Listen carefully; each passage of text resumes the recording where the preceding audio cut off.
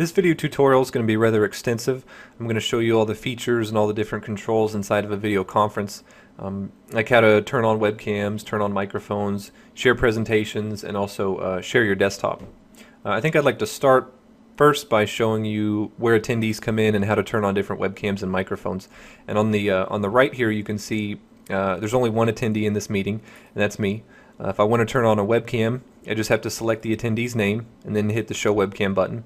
If I want to turn on the microphone, I just hit the turn on microphone button. And as you can see, you can give other people presenter functions, which is this podium looking icon right here, and you can also turn on drawing capabilities. It really isn't that much of a used feature, but it's there if you need it. And that's it. That's how you turn on webcams and microphones. This button right here you can also use to remove attendees if you need to. But just below that is a messaging board. It's just like any other basic chat feature where attendees can type with each other or type back to you. It's just like all your basic chat features. The next options that you have are up in the corner over here, where you have the share button, the feedback button, and the more button. Share, when you hit the button, drops down a whole list of things for you to choose from, starting with desktop, and I think I'll start there. When you hit share desktop, this is for just what it says, sharing your desktop. So what you see right now is a red screen, and you can see the background changing. When the background changes, it's also going to change for all your attendees. So say, for example, you have 10 other people in this video conference. They're going to see just what is inside this red box. So all they're seeing is screen sharing is in progress. You can hide this window, but do not close it. Now if I change this screen and I say move to my desktop or move to Google, this is a good example, they are only going to see this Google page right here. Or I can minimize that and show just the Windows desktop.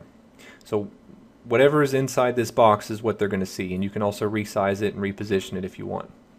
But it's very, very easy to use, and you have to have the presenter client, the Windows presenter client, to use it, and I'll show you how to get that in a later tutorial, but once again it's easy as well. So I'm going to go back into my conference, and I'm going to end screen sharing. Before I end it, I want to show you a little bit of housekeeping. Up here is a zoom size. When you hit this drop down menu, you can choose 50%, 75%, 100, or just keep going larger and larger, but you want to try to always set this to auto size. As attendees come into your meeting, you really don't know what size monitor they're on. So if you're presenting on a 24-inch monitor and they're on say a 13-inch MacBook, it's going to be really large for them, and it may be off the screen for them. If you change it to auto size, it's going to be it's going to auto fit to their certain screen size, so it's going to be much easier. Anyway, that's enough screen sharing for now. That's how it's used though. The next thing is presenter client from the share drop down menu. This is where you can change between using the Windows client or the Java client.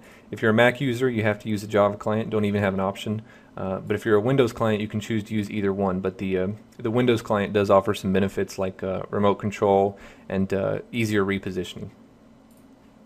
The next button is My Library. So if you choose to upload anything to your account, it will automatically go to your My Library. It's empty right now because I haven't loaded anything. The next thing is the public library. If your company chooses to load something, you can. I have something in there right now, but I really don't want you to have to wait for me to play this video. The next thing is library manager. So if you're loading presentations or pictures or even video files, this is where you do it. You hit the share button and then you go to library manager.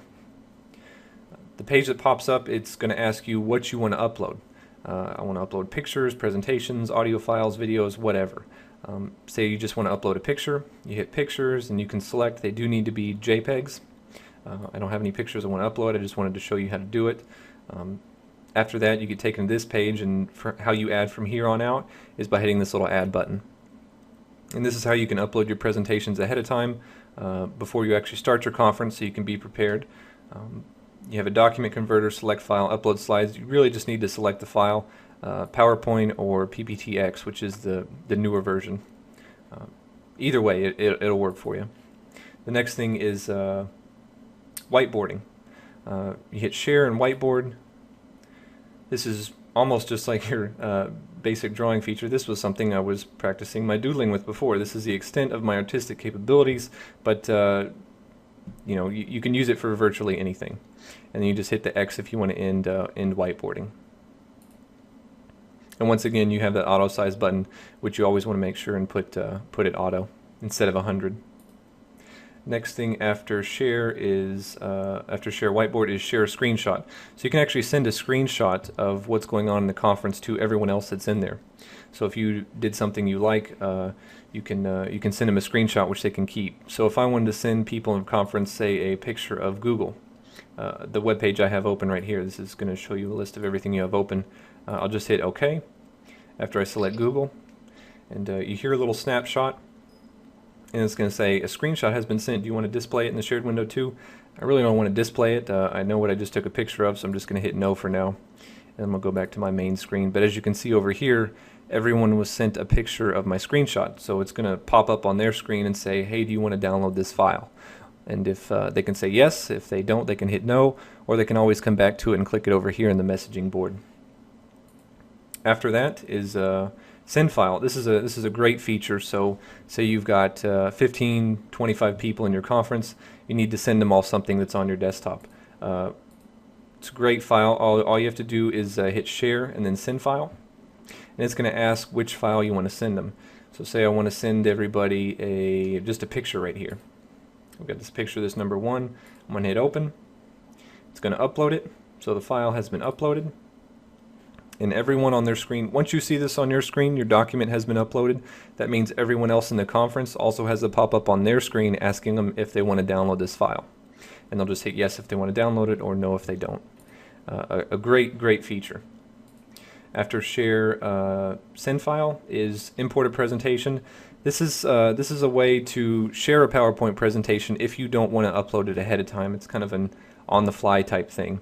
I think most of you will end up using the library manager and then sharing the PowerPoint that way.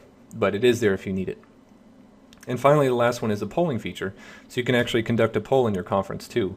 I'm just going to hit add question. You can type out your questions and provide answers for it, multiple choice answers, and you also get the results if you're moderator. But that's a pretty neat feature too. The next one is a feedback button. Feedback, these are little emoticons, so when anyone enters a conference, their microphone and their webcam are off by default.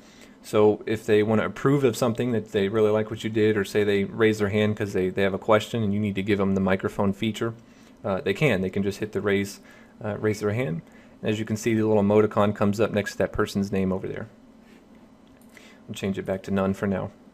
The last one is the more options. This drops down another menu for a few more features that you can use, like inviting participants from inside the meeting. So say you forgot to invite John, you can hit more and then invite participants. And you just type his email address right here, and then you don't have to title it or change the message at all if you don't want to, and then just hit send email, and they'll invite him from inside the meeting. Next is webcams. So if I had any webcams on, you'd see them right here, and I could select them or reposition them if I want to.